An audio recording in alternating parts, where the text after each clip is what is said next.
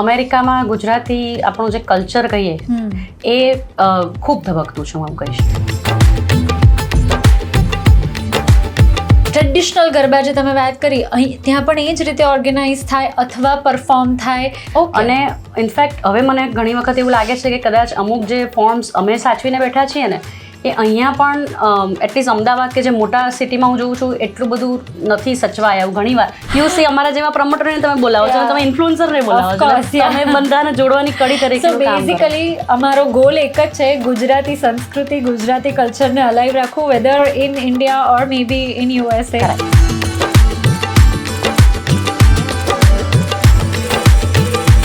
આપણે સમજીએ છીએ એના કરતાં ઇટ્સ નોટ ઇઝી કે કોઈ પણ વ્યક્તિ ફેમસ બની જાય તો ત્યાં જઈને શોઝ કરી શકે દુનિયાના કોઈ પણ ભાગમાં. It's not like that. You need Rujuta Dholakia for that.